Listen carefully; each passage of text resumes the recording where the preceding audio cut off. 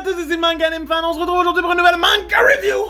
Pleine d'action encore une fois, parce qu'aujourd'hui, vous le savez de quoi je vous parle. Vous l'avez vu sur le thumbnail et le titre. Donc, si vous l'avez lu, dites-moi en commentaire ce que vous en avez pensé. Likez et abonnez-vous. Et c'est parti pour le tome 12 de Kingana Shura, publié chez Meian Édition, bien entendu.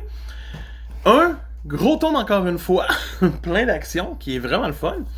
J'ai vraiment adoré ma lecture une nouvelle fois.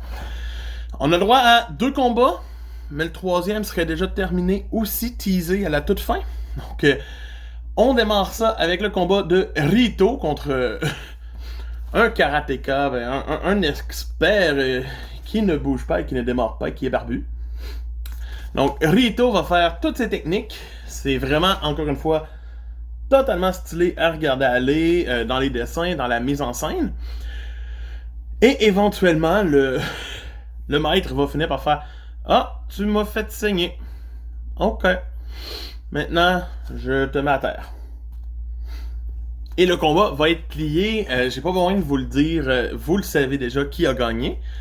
Par la suite, on va enchaîner sur un autre combat qui semble imprévisible avec les crocs du loup. Donc, lui ici, Nikaido Ren, qui va affronter Kiryu Setsuna, donc celui qui veut se battre contre Oma. Donc on se dit, il va se passer quelque chose. Et comme de fait, le combat est rapidement plié. Ren se fait totalement ramasser l'épaule en très peu de temps. Mais il va continuer le combat. Le combat va prendre une tournure quand même assez dramatique, mais stylé. Je ne le gaspillerai pas pour personne. J'ai vraiment adoré ce combat.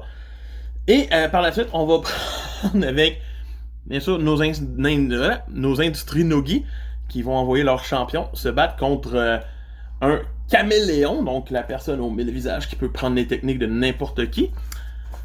Et c'est là que le tome va se terminer avec un petit genre, le match n'a duré que quelques secondes. Voici le match. Tu sais, c'est durée du combat 26 secondes. On sait pas qui a gagné, on va le savoir pendant le prochain tome. Mais c'est intéressant, j'ai hâte de voir ce qui va arriver. Et on finit avec un petit bonus sur Rito, sympathique mais sans plus. Pour moi, un autre excellent tome de Kengan Ashura. Kengan est sur une montée en puissance. Et ce tome se mérite une note de 8 sur 10. Donc, c'est Manganim Fan qui vous dit à plus. Bye!